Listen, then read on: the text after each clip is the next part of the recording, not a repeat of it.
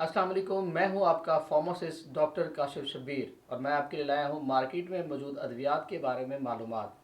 ये वो अद्वियात हैं जो कि हम किसी भी फार्मेसी पे जाके आराम से परचेज़ करते हैं, दैन उनको यूज़ आउट करते हैं। हम वन बाय वन करके मुख्तलिफ अद्वियात को डिस्कस करेंगे कि वो अद्वियात किस चीज़ के लिए इस्तेमाल होती हैं, वो एक्चुअल में कितनी खुराक में इस्तेमाल करनी चाहिए, बच्चों के लिए क्या खुराक हो, बड़ों के लिए क्या उसकी डोज हो, और उसके साथ साथ वो सिरप फॉर्म में आती है, टैबलेट में आती है या इंजेक्शन में आती है। तो ये सारी चीज़ें जो हैं मैं बीइंग अ फार्मासिस्ट आपको आम फहम अल्फाज में समझाने की और बताने की कोशिश करूँगा। चलिए शुरू करते हैं। हमारी सबसे पहली मेडिसिन जो हम आज शुरू करेंगे वो है एलर्जी की दवा, जिसे हम कहते हैं सिट्रेजिन। अब सिट्रेजिन जो है वो मार्केट में किन नामों से दस्तियाब है? सिट्रेजिन मार्केट में रेजिक्स के नाम से आती है, बेडॉल के नाम से आती है, इसके अलावा सिट्रिक्स के नाम से आती है, सीडल के नाम से मिलती है और बाइटे के नाम से। इसके अलावा बहुत सारी कंपनीज मुख्तलिफ नामों से मार्केट में ये प्रोडक्ट बेचती हैं। अगर हम बात करें कि ये जो टैबलेट है या सिरप है, ये किस मामलात में और किन अलामत में इस्तेमाल होता है, सबसे पहले मैं आपको बताना चलूँ, ये सिट्रेजिन जो है वो सिर्फ दो अशकाल में आती है। इसका एक सिरप जो कि 1 mg पर ml की कॉम्पोजिशन में आता है और उसकी टैबलेट 10 mg की कॉम्पोजिशन में आती है।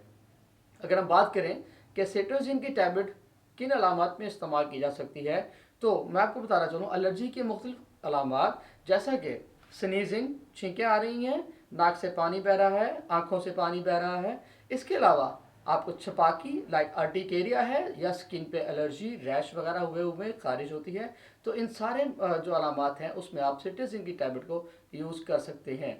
अगर हम बात करें सिट्रेजिन की कितनी मिकदार इस्तेमाल करनी चाहिए, अगर बच्चे की उम्र 1 से 2 साल है तो इसका 250 माइक्रोग्राम पर किलो बच्चे के वज़न के हिसाब से इस्तेमाल करना चाहिए। अगर बच्चे की उम्र 1 साल से ऊपर है, 2 साल है या 2 साल से 6 साल तक के बच्चे को इसका आधा चाय का चम्मच सिरप का सुबह और शाम दो टाइम में देना चाहिए। अगर हम बात करें कि बच्चे की उम्र 6 साल से 12 साल है तो इसका एक चाय का चम्मच दिन में 2 मरतबा दिया जा सकता है एलर्जी को ट्रीट करने के लिए। देन अगर 12 साल से ज़्यादा एज है या अडल्ट है तो उसको इसके 2 चाय के चम्मच या एक गोली रात के वक्त देनी चाहिए, जो एलर्जी की किसी भी अलामत को ट्रीट करने के लिए बेहतरीन है। अगर हम बात करें कि इसके साइड इफ़ेक्ट्स क्या आ सकते हैं, तो सबसे बड़ा साइड इफ़ेक्ट इसका है गनूदगी, डिजीनेस हो सकती है, इसके अलावा चकराना हो सकता है, मुंह खुश्क हो सकता है, फटीक फील हो सकती है, थकावट है या सर में दर्द वगैरह हो सकता है। कुछ लोगों में इसे मेज़ अपसेट भी हो जाता होता है। ये इसके बहुत कॉमन से साइड इफ़ेक्ट्स हैं।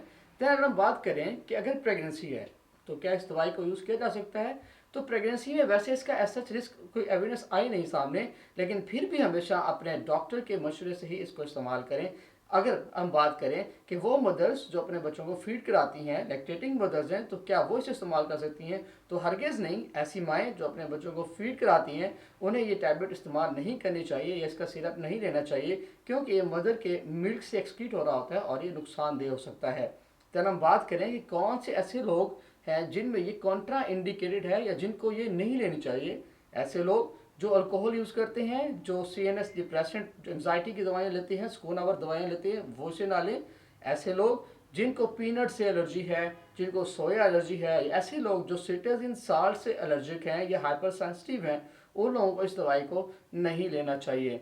मज़ीद अगर आप इस दवाई के बारे में, इस सॉल्ट के बारे में कुछ और जानना चाहते हैं तो कमेंट सेक्शन में ज़रूर पूछ सकते हैं। शुक्रिया।